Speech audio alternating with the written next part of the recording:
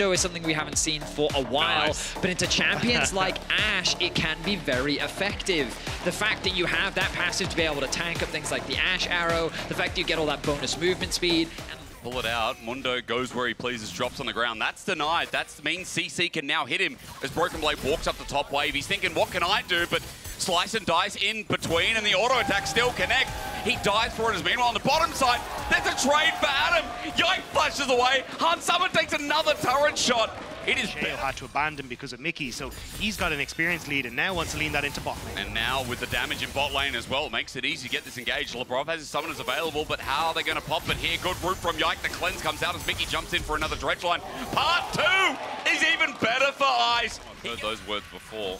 G2, little holes in the game plan. I mean, look, at least with the kill that went earlier, still having a gold lead is something, but Han Summer, how long does he maintain that? He's got level 6, getting the push in bot now.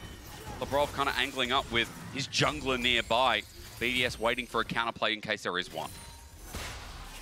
It's an interesting dynamic that, honestly, we've seen from G2 many times before, where their early game is still under question. Yep. Right? Leads, but then it becomes a little bit more difficult to operate in that style because maybe Adam just gets too tanky to kill, but right now he's not. And Yike realizes that. It comes back to your point. Let's try and escalate once again. Underneath turret, there's Dominus popped immediately. Root down because the passive is down, and Broken Blade gets kills. He pops Adam right into the ground. A very clean dive. And G2 finally finding some success in some of these early plays. Yeah. It's going to set up this Renekton beautifully and kind of further exacerbate the experience difference that was already there a little bit, but is now going to be a full level gap between the two. Dagda asks, and they shall receive. G2.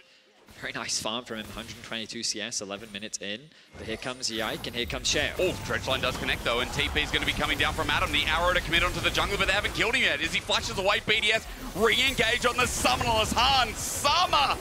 Man, he's been calling Han's mama after getting taken down as BDS commit all, and they want more gold to speed it up. Really good play from BDS. They knew Adam had TP advantage, but now Adam needs to get out from underneath the tower. Should be able to do so. But it will leave Broken Blade with that alone time on the tower to take that one for himself. We've just been seeing throughout this early game that Ezreal, Maokai, and Rakan just have a stronger 3v3. Yeah. And then that was only further reinforced the moment that Adam joined the fray. But still, G2 zone him off, and turret's going to go down. It's very clear that their priority is just securing this turret, but also I think that G2 don't seem to like it when Han Summer is put behind. And so the moment that they see all this pressure being thrown towards him, they said, you know what, let's leverage our strength. Let's bring Broken Blade from the top side of the map, make sure that we unlock this bot tower. Sure, we'll sacrifice the grubs, but we'll set ourselves up for the next dragon as well. And the thing is, it's really hard for BDS to cross-map because there's no tower available. We kind of look at the overall plates, you look at the overall gold. G2 find themselves with a 1k gold lead just off the fact that they've been able to find these plates. I'm expecting Mickey to throw a hook, aren't you? We know Mickey's Nautilus. You guys were talking before. There's one. Ice gets behind the wall, so here's the twisted advance. The engage is good at Mickey isolated, but for now, with the knock-up thanks to Davey, BDS can't really get more into the backline. And Han starts firing away onto Lebrov, who flashes further. He almost gets poked down to oblivion. Contest, but I guess because they used so many ults in the exchange, with so much of their utility gone, they said, you know what? We'll farms his mid laner and gets ahead individually, uses that in team fights later. Here in this game, ahead of the very similar compositions. In terms of their execution, there is degrees of difference. Now Mickey, one in danger. Again, once more, deep into the breach as Shao just keeps him there, spaces him. Lebrov helps out, but here's Han Summer to the rescue.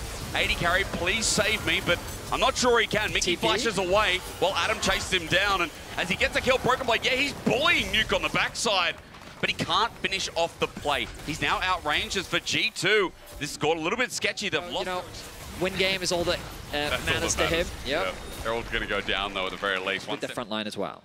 Oh, as Lebrov is walking in the fog of war, and we might pause that thought. A pick out here on the Rakan, but the quickness gives him space. He turns it into an engage, and for Lebrov getting out with the depth charge on his head, he survives, and now G2 are in so much trouble as Adam starts running down and cleaving the ground. Yike flashes around, and now Broken Blade, as Hysterics was saying, so BDS bring on Adam, and now Lebrov off on the side, has no flash, we can look for a potential engage, but Baron is gone.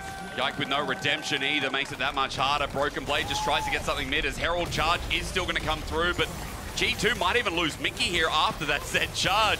Was it worth it, my son? We'll have to find out in the long run. Ice with another kill, and Herald will just drop here, but Baron over to BDS is a big game swing. But now those map advantages that G2 had don't really mean much. It's ultimately just a lot of standing gold for BDS to go and grab with the Baron at their backs. G2 were over-ambitious. BDS, especially with Baron spawning, but now again, G2 first at the objective. And I mean, even the True Shot Barrage to start off this objective as Mickey goes in, but I don't know if he's going to get out this time. What do I mean this time? He's never getting out of these fights.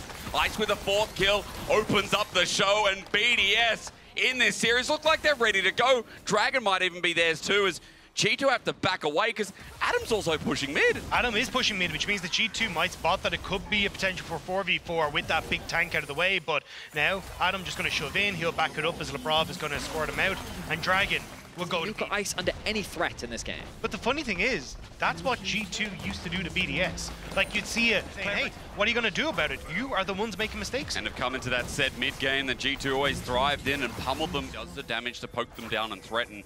Now with that Baron, they weren't able to break into tier 2s and through mid, but that pauses now. Kashay has to ult and flash away. So for G2, there's comeback potential with Broken Blade flashing in and a late TP from Nuke, but the jungler's already dead. Lebrov, his angle no longer exists because multiple members, and now they get the mid lane tower. So a huge amount of this game so far has been a case of who is great. The Baron itself. Yeah, G2 kind of getting out of that danger zone. Ice damage is big, and Mickey, as he runs on in, is about to find out the cleaver of Adam and what it can do as well. Locked on down, Adam cares not. Lebrov gets him right into the engage. Again, the arrow will mean nothing as Show gets the ulti, but Lebrov this time will be taken down. Broken Blade thinks about the angle as Adam is just getting targeted as well, but it's still neck and neck. The health bar's better for BDS, but G2 have more members. Technically win the fight from a health bar point of view, so they get the Dragon, but you do get that pick for G2. In, and now they have the numbers advantage with Caps and Bot. Rob. Remember, Mickey's by himself. Hansama walking in as well. This could be a trap. Lebrov with the quickness as well finds the engage on the perfect target.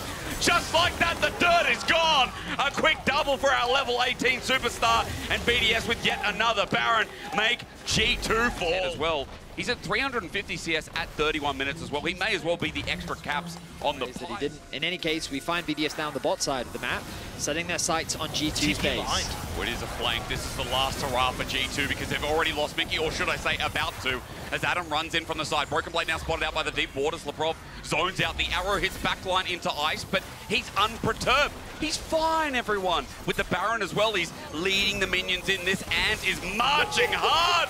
Ice is now running forward yet again. Hitting the Qs is child's play for this man who has made a very different BDS this year and is making a very easy BDS for game number 1. This looks spectacular for BDS. The poke is real. The damage is sticking. G2 are collapsing. But again, the quickness rolls on in, and the BDS fans may be surprised that they start so strong. We're hyping up the G2 head-to-head. We're hyping up G2 in yet another challenging spot. But BDS are the ones that shine as they're looking to end here. They certainly are. BDS from start to finish have found advantage after advantage. And now they're looking to secure game 1 against G2. With an easy comp, with back to front, that's my BDS we remember. And with such easy gameplay, they take down the behemoths of G2 in game 1 and give them an edge here in season finals.